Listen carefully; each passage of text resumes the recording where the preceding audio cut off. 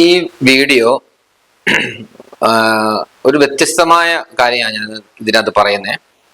ഇതിന്റെ പേര് ദ വാക്ക് എന്നാണ്, നടത്തം. ഞാന് യഥാർത്ഥത്തിൽ ഇപ്പം നടക്കാനായിട്ട് കൃത്യമായിട്ട് എങ്ങനെയാണ് നടക്കേണ്ടതെന്നുള്ളത് പ്രാക്ടീസ് ചെയ്തുകൊണ്ടിരിക്കുക, പഠിച്ചുകൊണ്ടിരിക്കുക. ഇതിന് ചില കാരണങ്ങളുണ്ട്.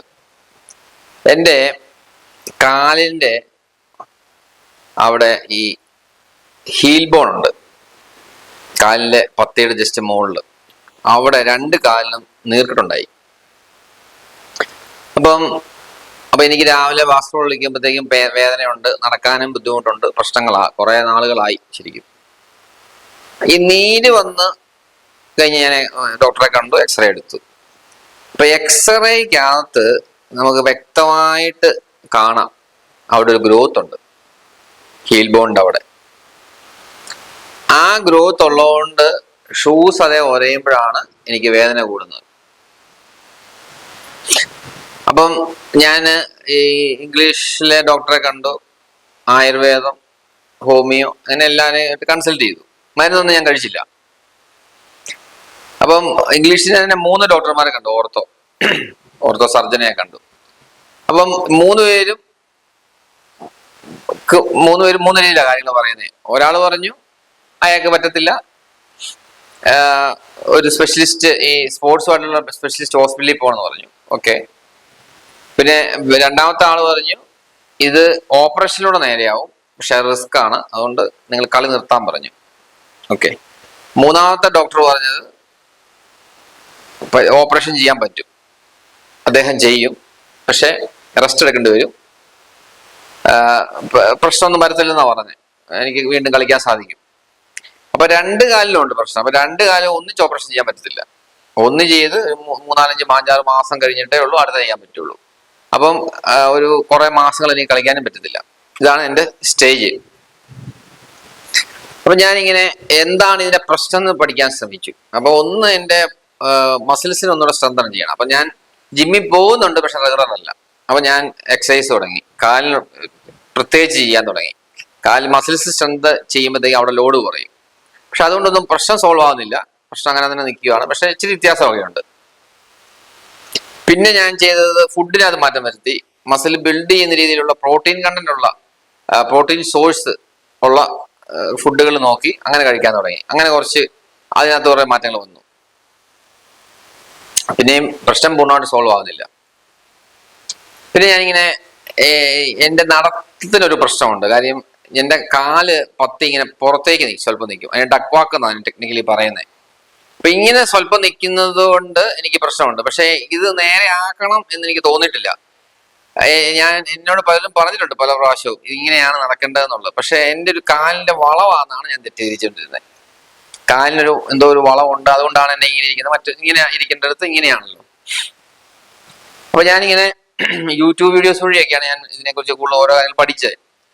അപ്പം വാക്കിംഗ് കോഡ് എന്ന് പറഞ്ഞ ഒരു ചാനലുണ്ട്.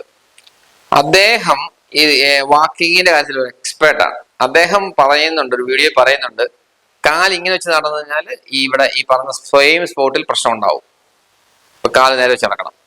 അങ്ങനെ ഞാൻ ഓരോ വീഡിയോസും അദ്ദേഹത്തിന്റെ കണ്ട് പ്രാക്ടീസ് തുടങ്ങി. പല കാര്യങ്ങളുണ്ട്. കാലിങ്ങനെ വെച്ചാൽ മാത്രം പോരാ,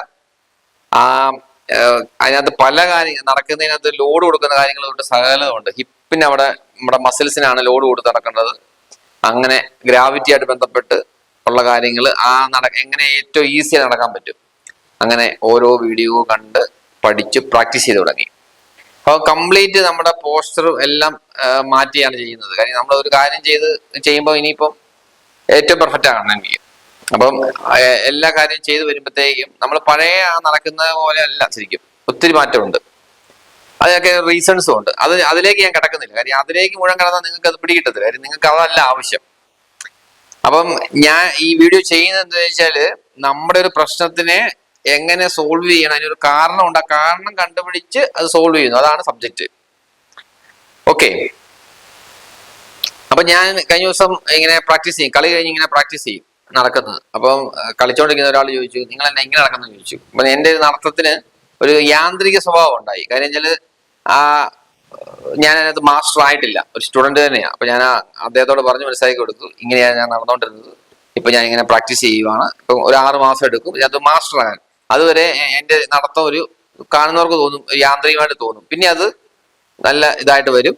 പിന്നെ ഒന്ന് ഇതിനകത്ത് വരുന്നത് നമ്മുടെ കോൺഫിഡൻസ് കൂടും. പിന്നെ നമുക്ക് ബോഡിയിൽ ഉണ്ടാകുന്ന ഇമ്പാക്ട് കുറയും, കറക്റ്റ് നടക്കുന്നത് കൊണ്ട് ഗുണങ്ങൾ ഒത്തിരി ഉണ്ട്. പിന്നെ നമുക്ക് വരാൻ പോകുന്ന ഇഞ്ചുറീസ് അല്ലെങ്കിൽ ഇപ്പോൾ ഉള്ള ഇഞ്ചുറി മാറും. അപ്പൊ ഇത്രയും കാര്യങ്ങളാണ് അതിനകത്ത് വരുന്നത്.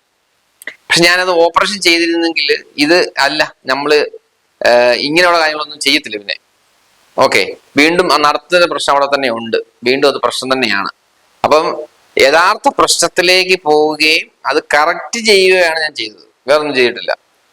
അതാണ് ആപ്റ്റായിട്ടുള്ള കാര്യം. പക്ഷെ അത് നമുക്ക് അറിയത്തില്ലാത്തതുകൊണ്ട് സമയമെടുക്കും. നമ്മൾ അതിനെക്കുറിച്ച് പഠിച്ച് മനസ്സിലാക്കി നോക്കി വിലയിരുത്തി ചെയ്ത് അറിയാവുന്ന അങ്ങനത്തെ വീഡിയോസ് കണ്ട് അല്ല അറിയാവുന്ന ആളുടെ അടുത്ത് ചെന്ന് സംസാരിച്ച് ഇങ്ങനെ അതൊരു ലോങ് ടൈം പ്രോസസ്സാണ്, എളുപ്പമുള്ള കാര്യമല്ല, പക്ഷെ ശാശ്വത പരിഹാരമാണ്. ഇതാണ് നേരത്തെ ഞാൻ പറഞ്ഞ ഒരു വീഡിയോ ഉണ്ട്, ആർ യു എ സ്ലേവ് എന്ന് ചോദിക്കുന്നത്. അപ്പം നമ്മൾ കൂടുതൽ മനസ്സിലാക്കാൻ തുടങ്ങുമ്പോൾ നമ്മുടെ ജീവിതത്തിൽ അത്ഭുതങ്ങൾ നടന്നു തുടങ്ങും. നമ്മളൊരു അത്ഭുത ലോകത്തേക്ക് എൻ്റർ ചെയ്യുന്ന പോലെയാണ്. അവിടെ വേറൊന്നുമില്ല, വേറൊന്നും പ്രത്യേകിച്ച് നമ്മുടെ ഈഗോ നമ്മൾ മാറ്റി വെക്കുക. അതിനാണ് നമ്മൾ മെഡിറ്റേഷൻ കാര്യങ്ങളൊക്കെ ചെയ്യുന്നത്. ഞാൻ എന്ന ഭാവം അത് നമ്മളെ തകർത്ത് കളയും. അത് ഒരു ഒരു ഒരു വൈറസ് പോലെയാണ്. അപ്പൊ അതിനുവേണ്ടി നമ്മൾ മെഡിറ്റേഷന് കാര്യങ്ങൾ ഇങ്ങനെയുള്ള കാര്യങ്ങളെല്ലാം പ്രാക്ടീസ് ചെയ്യണം. അപ്പൊ എൻ്റെ ഈ ചാനലിനകത്ത് ഇതുമായിട്ട് ബന്ധപ്പെട്ട് മെഡിറ്റേഷനായിട്ട് ബന്ധപ്പെട്ടും വിറ്റ്നസിംഗ് ആയിട്ട് ബന്ധപ്പെട്ടും കുറേ വീഡിയോസ് ഉണ്ട്. നിങ്ങൾ അതെല്ലാം കണ്ടു തുടങ്ങുക. നിങ്ങളുടെ ജീവിതത്തിൽ ഇതുപോലെ മാറ്റങ്ങൾ വരാൻ വേണ്ടിയുള്ള കാര്യങ്ങൾ ചെയ്യുക. കാരണമായിരിക്കും കണ്ടുപിടിക്കേണ്ടത്, എന്താണ് അതിന്റെ റീസൺ, എന്നിട്ട് അതിന്റെ സൊല്യൂഷൻ കണ്ടെടുത്താൽ നോക്കണം. സൊല്യൂഷൻ ഇവിടെ ഉണ്ട്, നമ്മുടെ ചുറ്റും ഉണ്ട്, പക്ഷെ നമുക്ക് അറിയത്തില്ലെന്നേ ഉള്ളൂ. പക്ഷെ നമ്മൾ ആ സൊല്യൂഷനിലേക്ക് പോകുമ്പോൾ ആ സൊല്യൂഷൻ കിട്ടും നമുക്ക്. അങ്ങനെയാണ് നമ്മൾ അത് സഞ്ചരിക്കുക, യാത്ര ചെയ്യുക, അതിനുവേണ്ടി ഇറങ്ങി പുറപ്പെടുക. അങ്ങനെ ചെയ്യുമ്പോൾ നമുക്കത് കിട്ടും, അല്ലെ കിട്ടത്തില്ല, നമ്മൾ അറിയില്ല. അതുകൊണ്ട് അത്ഭുതങ്ങളുടെ ഒരു ലോകത്താണ് നമ്മൾ ജീവിക്കുന്നത് എന്ന് മനസ്സിലാക്കുക.